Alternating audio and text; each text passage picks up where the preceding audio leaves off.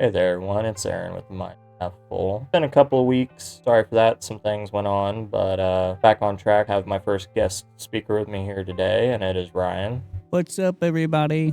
I'm Ryan. I'm the guy that's been editing everything. Welcome to Aaron's channel. Thank you for having me, Aaron, and I'm excited to sit here and get to talking about some deep stuff. It's always great to have a professional YouTuber come on, and Nah, far from that. We're trying. We're getting it. You know, it's doing well, but we'll hopefully we'll get there at some point. into today's episode. I hope you enjoyed the last video. That was a real deep one and a real heavy topic, and Ryan did a really great job about editing that out. And I have listened to some feedback from some of you guys that have watched it, and probably won't be in the next couple of weeks, but I'm going to be doing a part 2 on that.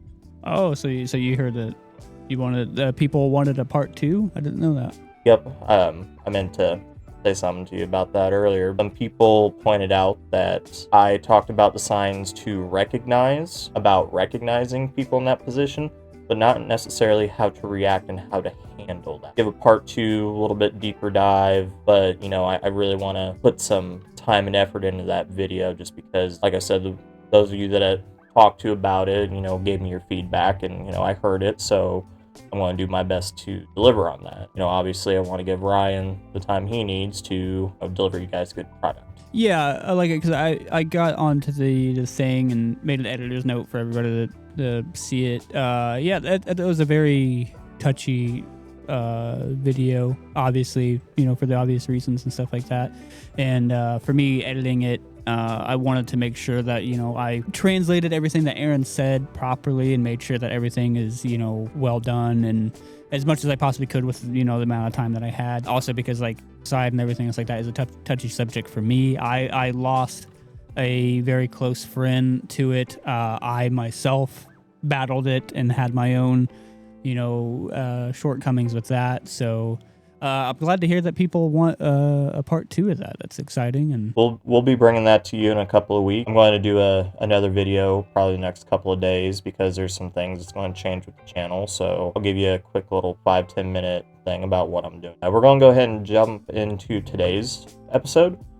As I said in the last one, this one is about toxicity. Primarily toxicity in a relationship. Toxicity can apply in relationships and friendships and workplaces and family settings. It's not just strictly in relationships. Ryan, would you agree with that? Oh yeah, 1,000%. Toxicity is spread across in so many different ways, avenues. Especially something. I've definitely dealt with it relationship wise, but I've definitely been involved with the toxicity in the workplace. I won't name the place, but Aaron and I have, where Aaron and I met each other is in the workplace and everything, and there was a lot of that within that company. I come from, I'll say the company. I was a regional manager for AT&T, and this is not an oversight on, onto AT&T themselves, but just the management within that branch that I was a part of. So much toxicity into that, coming to the point, and me causing me resigning from the position, and it sucked. It was a position that I very enjoy. The people that know me personally, I mean, Aaron can contest to it. I'm a huge nerd, especially when it comes into the phone department and everything. And it was a dream job for sure, especially being in management. I've been in management before, loved it, and then being able to work with cell phones and cells. I could sell water to a camel, kind of thing. But that toxicity, it's such a make it or break it kind of thing in the work environment, in my opinion, coming from management. That your management and the way that goes and your relationship with management or with coworkers can really change, a job and your perspective on a job. So yeah, toxicity can be in everywhere. So yeah, I definitely agree with that. I'm gonna start out by giving a little bit of a definition about what toxicity is. Toxicity is a dynamic where the patterns of communication, control, or behavior have consistently been harmful, either emotionally, mentally, or physically. Just to kind of clarify, that's not just one bad argument.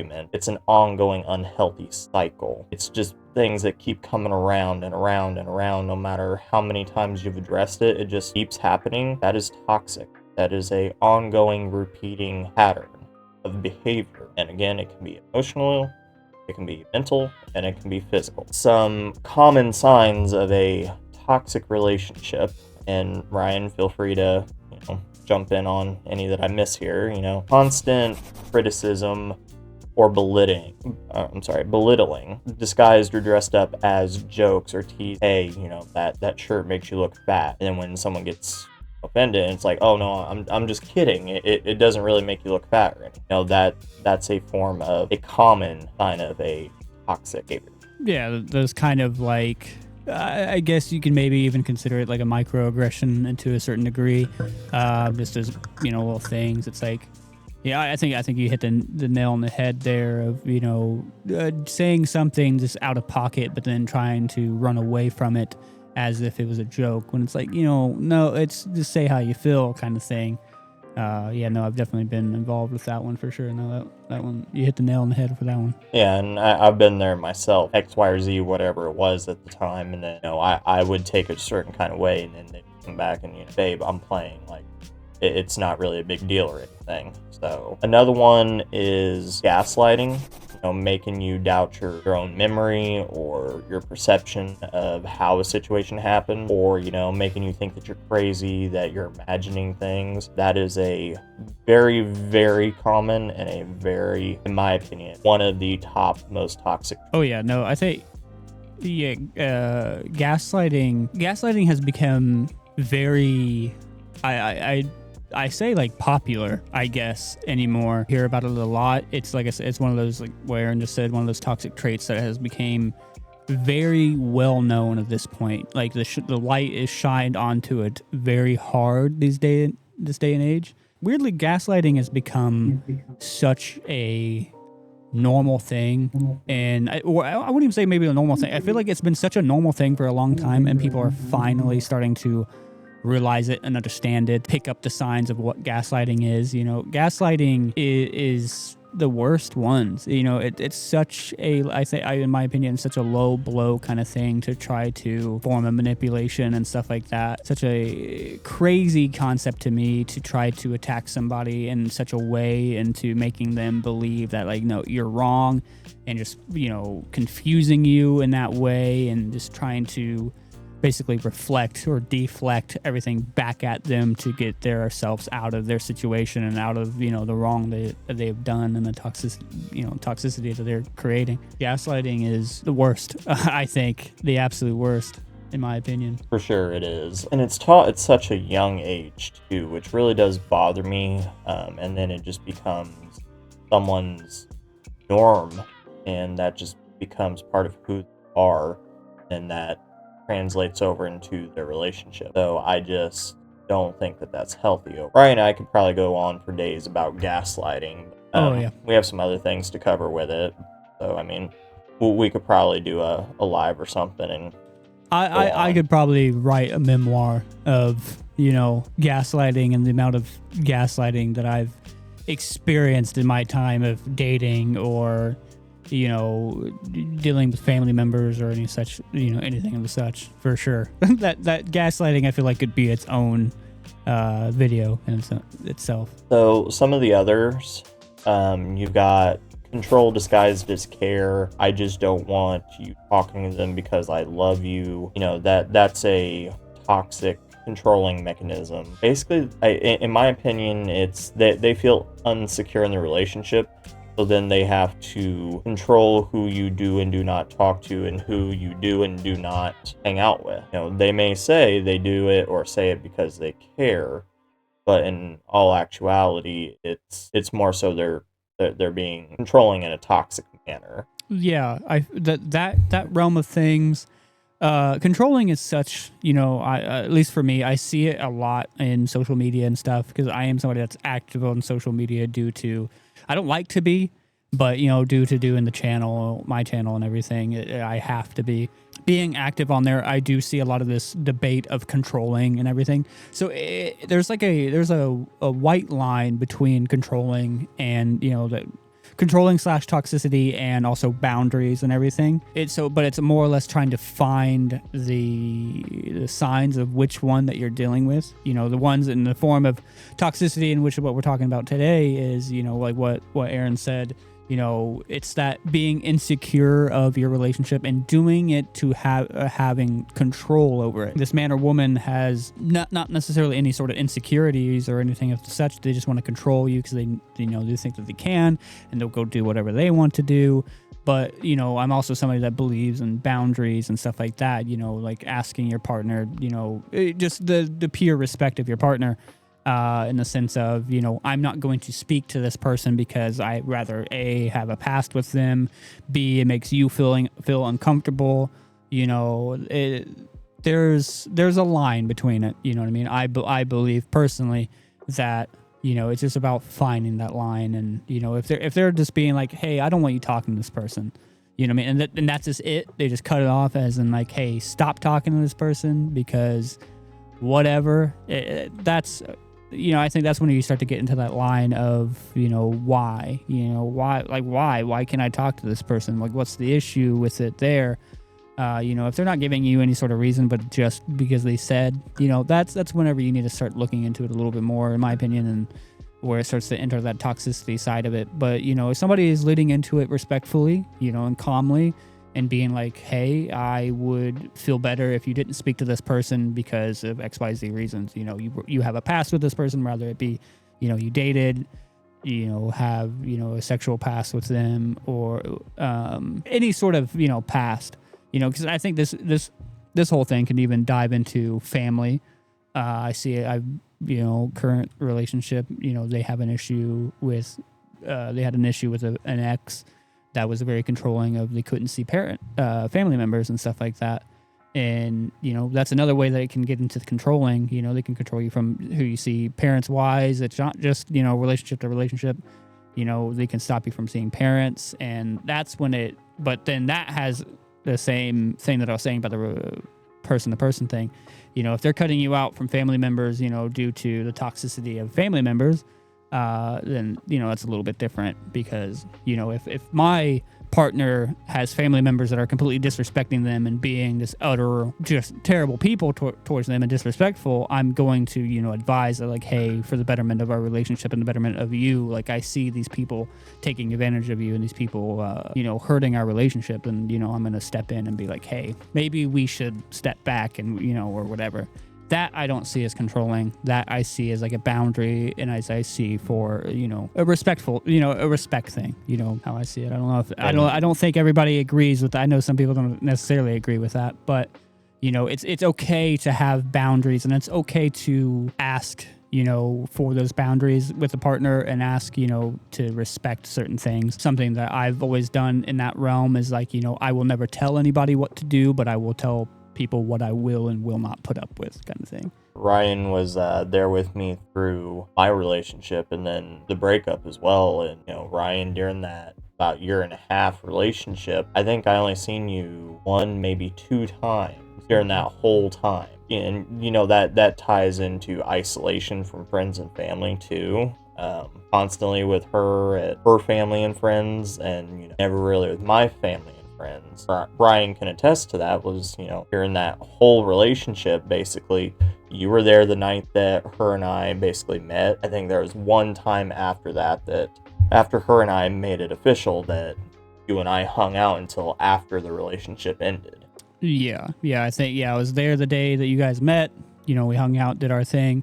And yeah, I think you're right. I think I maybe saw you 1, maybe 2 other times before that, until you guys split up. And then, you know, I think I saw you a handful of times after that. And then you know, moved and stuff. Isolation and control disguised as care go hand in hand.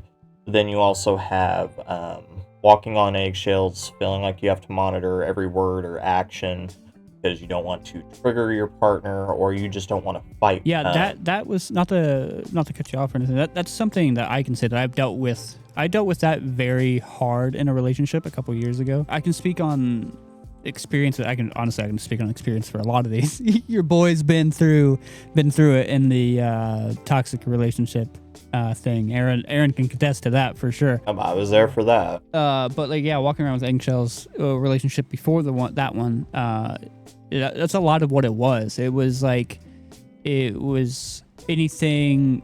I say anything that this person did not agree with or liked or whatever. I was, one of the other ones belittled. I was called very different names. It grew me into a point in which I felt like I couldn't do anything.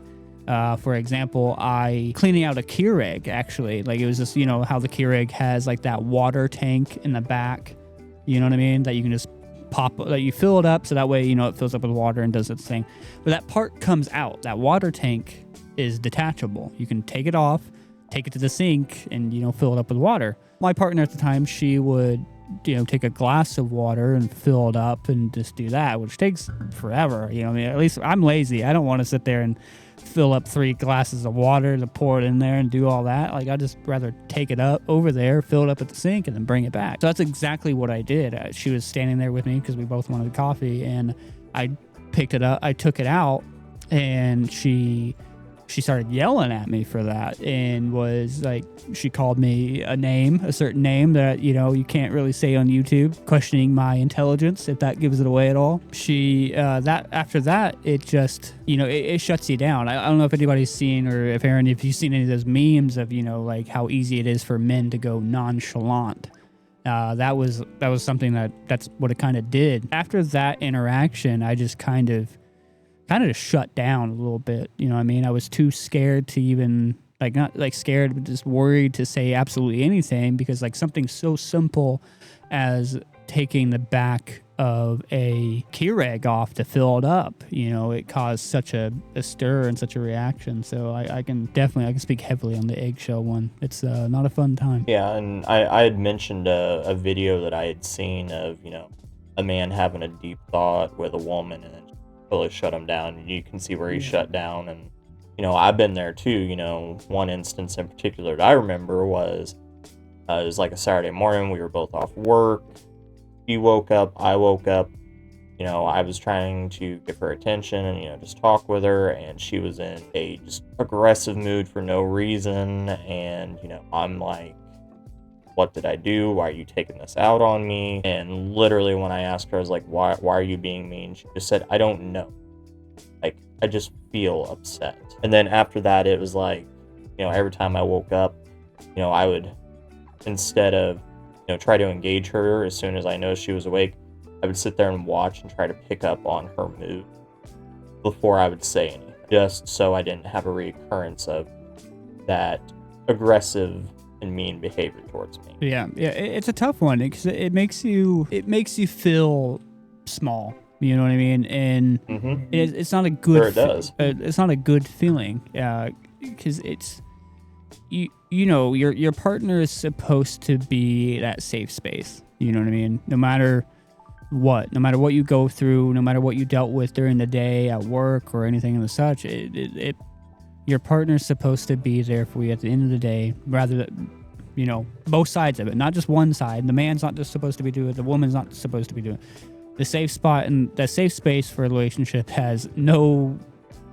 role.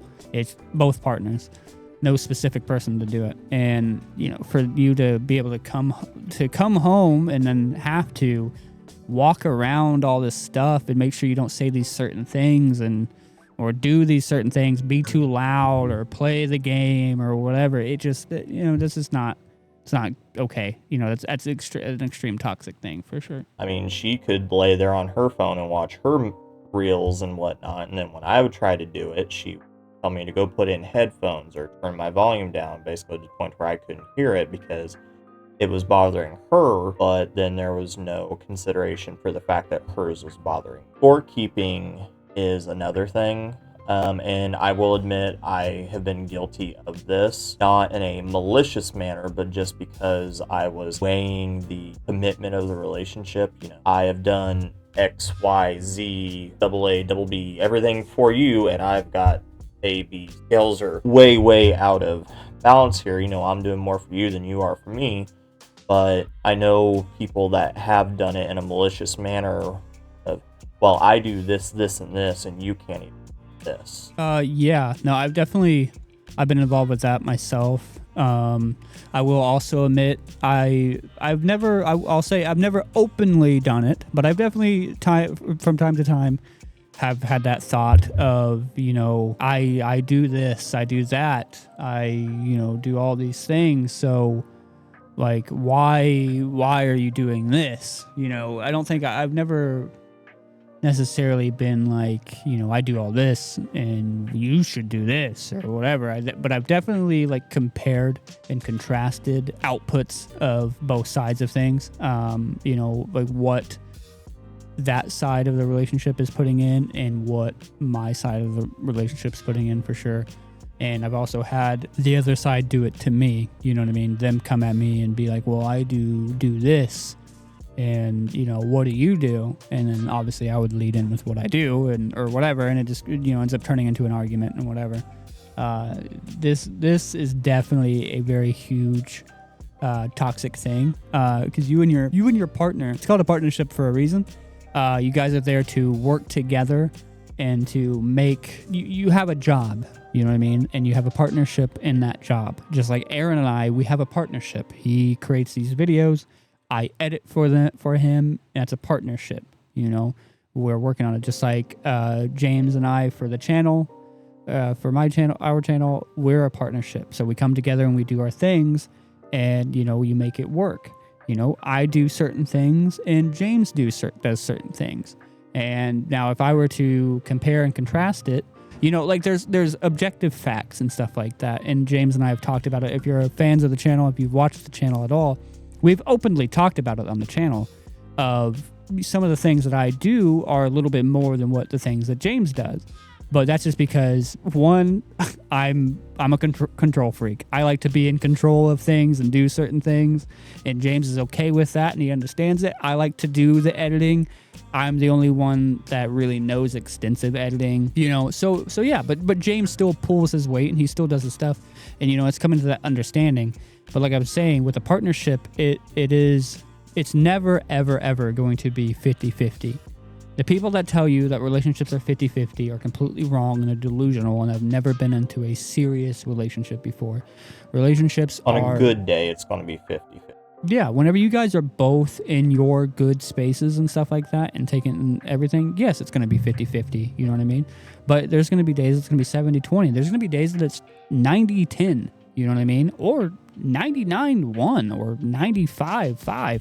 There's going to be days where it's just not going to be 50-50, because like somebody's going to have a bad day at work or somebody's just going to have a bad mental day, you know what I mean? It happens. It even happens to very strong people. I find myself to be in a very strongly fortified, mentally, with everything. I'm very well articulate with, my process and, of speaking and taking care of things and my emotions and try to recognize my emotions. And I take steps to be able to do it. I've, studied psychology and did so much stuff to try to make sure that I recognize my emotions to, better myself and to the betterment of my relationships and stuff.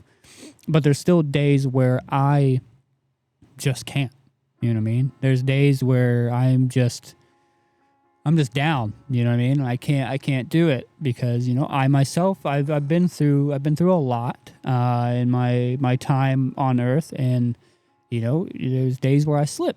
And so, my better half, and that's the thing, my better half has to kind of come back in and help pick me up and pick up that side of it just the same way. If she's down and out, I'm going to, come in and take care of the dishes or whatever, and do everything I can. And that's how it should be. It should never just be like, well, I'm doing all this and, I don't care what kind of day you're having. Go do it's just chores. You know what I mean? It's like giving, a relationship chores of like, you do the trash and I'll do the dishes. It's like, well, you're doing this already. The trash needs to go out, so I'm going to take it out. Like, I don't care. It's okay to have, like, I'll take a step back a little bit. It's okay to have your roles to a degree. You know what I mean? Like if one partner chooses like, oh, this is what I'll do, and then you do this or whatever. Like if the oil needs worked on, I'm gonna be the one to do it. But because my woman doesn't need to be. I'm somebody like I don't want her getting dirty, and I'm gonna do it. And if the tire needs changed, I'm going to do it. But let's say if she's doing the dishes or whatever, and she's choosing to do the dishes, but she's down and out, not feeling good, or just having a bad day, I'm gonna do the dishes. You know what I mean? Because it's just taking that step in. It's the same thing. Like if I'm down and out, I don't expect her to do any of those things, but I know she's going to.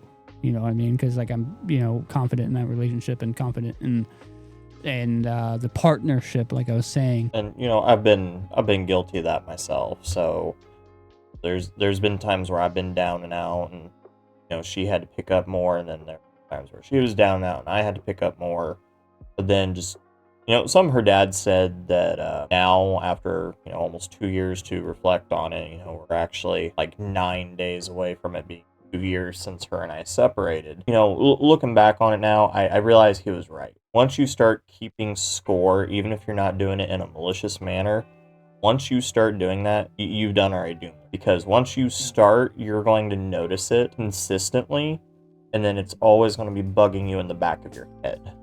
And then it's just going to keep building, and then eventually it's going to overflow and blow up, and then you guys are just going to have issues. So yeah, it's one of those things. That's going to be like one of the number one things that's going to manifest resentment in a relationship is by sitting there keeping score, because like what Aaron just said, you're going to notice those little things, and those little things obviously bother you, and that goes into a previous topic that Aaron talked about. Have you talked about communication? I can't remember. I'm the one that edits these damn things, and I don't even remember what we've done. Spoiler to a later episode, I guess, because I don't pay attention.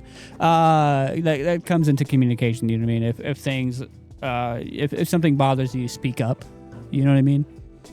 Because nothing can be fixed if the person doesn't know what they're doing wrong. Exactly, and telling your partner, you need to do better, I need you to do more, I need you to try harder, and then not giving them the tools to do it, or kind of like telling them what way. That does nothing, but it's going to frustrate you both, because you're not going to get what you're telling them that you need, and then they're going to get frustrated because they don't need what they need. They don't know what they need to do better about because you didn't tell them. And that was something I dealt with. Is I hate that phrase now, because that phrase was delivered to me as a one-liner so many times after an argument. Is do better.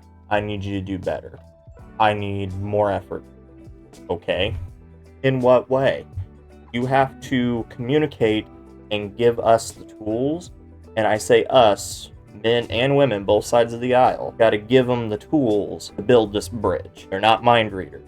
Contrary to popular belief, humans are not mind readers. I can't stress that enough. Yeah, I would say that we'll leave it at that, so that way you're not spoiling your future episode and everything. But if you like that whole conversation right there, subscribe so that way you can come back and visit Aaron talking about communication and everything. The last bullet point we're going to hit before we round this out, because try to keep these to 25 to 30 minutes, just so we don't lose your guys' interest, because not everybody just sits there and watches videos for hours on end. But it's manipulative guilt, making you feel selfish for having boundaries or having needs. One that I can think of offhand was, her boundary was her family, my boundary is my family. I want to see my family, she wants to see her family, but we're constantly fighting about whose family to go see. And it was always, I was giving up my boundary and not holding firm on, I wanted to see my family, and then giving in to her because she wanted to go see her family for whatever reason. I just kept giving into that, and I was giving up my own boundary. But then she would also turn and make me feel guilty if I'm like, okay, you go to your family, I'll go to mine. I would be guilt tripped for it. It got to the point where I just kept giving in. Yeah. That manipulative guilt thing, that guilt tripping, better known as, it's a dangerous thing. I would say those top three. I just tried scrolling on your notes, even though it's on your screen. It's one of those top three deadliest ones. Between the gaslighting and everything, manipulation, the guilt tripping and whatnot. It is a slippery slope. I dealt with something very similar with an ex of mine. She wanted to hang out with this dude that she never dated, but she had an intimate past with. And for me, and she had told me that she had, funny enough, cheated on her ex with this guy. And whenever she brought it up to me, she wanted to, she had a child, and they were close and whatever, and he wanted to see her, and I was like, no, no, I don't feel comfortable with that, because you have an intimate past, like what I brought up with earlier, with this person. And, obviously with the other details that you gave me, that you cheated on your ex with this dude. So I have every reason to possibly expect that you'll do the same thing to me. So I set that boundary of like, I am not comfortable with this. I'm not okay with it. And she kind of, she had some pushback. Obviously I brought up every single point like I just did, and it kind of changed it a little bit. But, she continued to have some pushback. But then I brought back, let's say, I flipped the script on her of, what if I go and do this? Because, I too have had a friend that, we never dated or anything, but we had an intimate past. And I brought her up and was like, okay, well, I'll go hang out with this person. Or, hypothetically, I wasn't actually going to do it. And she was like, no, that's wrong. Like, no, you're not going to do that, blah, blah, blah, blah, blah, blah. And, and that's where that kind of goes more into double standards, like what you've previously talked about. But then she started switching it and using her child. And that's where that manipulation went, where she was trying to say, like, well, he's like an uncle to her. He loves her. She loves him, blah, blah, blah, blah. And this gave all this stuff trying to guilt trip me. And I say trying because it did not work. Because, for everybody out there, if you have a boundary, stick with your boundary. You know what I mean? If it is something that absolutely bothers you, there's nothing wrong with sticking with that and staying true to it. Standing on business, as the kids like to say nowadays. Stick true to those boundaries. Don't be ridiculous about them. Like, don't, and that goes into that manipulation thing too, and gaslighting and trying to hide things. Don't overly do it, because then at that point, though, you're misusing boundaries. If you understand what I'm saying, but it's completely understandable and okay to have boundaries and to set those things. It's not controlling. It's not manipulation. It's nothing wrong with that, because the thing is, somebody will respect you and somebody will love you with those boundaries, and somebody will understand those boundaries. Because a lot of times, and it's no fault to these people that don't understand it. It's not me coming at any of these people. Those people haven't gone through that stuff. You know what I mean? They haven't gone through those terrible relationships or that type of terrible relationship to understand your boundary and why it bothers you and stuff like that. And it's obviously a deeper residing issue that, you may need to face and to deal with or whatever. But, I'm not a licensed therapist, so I can't really give you anything in that sense. But it's okay to set boundaries and, do not manipulate people with your boundaries, if that. We'll take it back to there. And something to kind of go off what Brian said before I round this out was, I dealt with something very similar with her, and I think I talked to you about it too. There was, out of respect, because that individual has passed. It passed before her and I met. She would constantly talk about him. They not passed. Her and I never met, and I think that was probably brought up at least 20 times during relationship. But yet, Ryan, you remember Meg Griffin? Yeah. The whole deal with Meg Griffin before She Who Must Not Be Named, when She Who Must Not Be Named would do something very similar to what Meg Griffin done to me, and I would tell her, hey, I'm not okay with that. And then, why is this something that Meg Griffin did to you? I'd be like, yeah. She would actually get mad at me and told me that she was very tired of hearing about Meg Griffin, but yet when I say, well, I'm very tired about hearing about that individual, then it became a thing of, well, they were a very big part of my life before you, so you basically need to accept it. And that's not okay. You know what I mean? And as somebody, I understand that, like what you just said, that individual has passed away.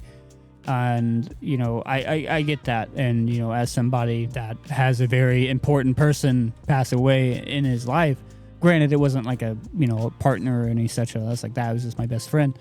You can't use that. You know what I mean? It's something that, like, it's understandable. It's 100% understandable, but it's one of those things, and, you know, it's understandable that that person was very important and that they have passed away.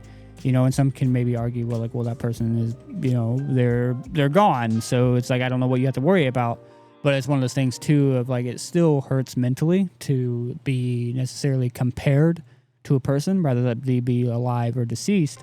You know, it's that thing. It goes back into, it is a little bit of a belittling, or if it's not directly belittling, it does make people feel that way, because you do feel compared. If you constantly bring up a person, you know, like I said, whether alive or dead, you do tend to feel compared. You know what I mean? And that's not because it's like, I'm here in front of you, and you're just constantly bringing up someone that's not here. Why am I even here at that point when you're sitting here bringing up someone that's not here and have me right here in front of you? Why do you continually do that? But then I can't tell you you're doing something that bothers me because someone else did it to me. Basically become a trauma response. Yeah, so it's one of those things of, you know, you have, it goes into, like, I'll take it into an example too, and we'll try to round this out because we're definitely hitting over that mark. You know, trying to throw your trust issues, because, like, it's okay to have trust issues. I have trust issues. I think it's very okay in 2025 to have trust issues. I've had plenty of people in my past cheat on me and do certain things, and, you know, and it has caused issues in relationships, but I've learned that I cannot use my past to F up my future. You know what I mean? And that's essentially what you would be doing. It's like, everybody understands and has been through their past, and it leaves scars and it makes things hard. But that's where you as an individual need to take a time for yourself and to reevaluate yourself and to get past that stuff. And it's okay to do it with a partner. I'm somebody that has stuff that I've needed to fix, but I still got in a relationship. And then I got over that stuff in the relationship. You know, it's okay to that goes into that, it's okay to ask for help kind of thing. But it's you cannot use your past to dictate. I'm trying to phrase it in the best way possible. You can't use your past to sit there and control your future, if that makes sense. You know, all because, you know, so-and-so cheated on you doesn't mean old girl over here is going to cheat on you, or old boy or whatever. Exactly. That doesn't mean that they're going to do it. And you can't push that upon them. You know, you can't be like, well, they did it, so you're going to do it. You don't know that. You don't know that they're going to do anything.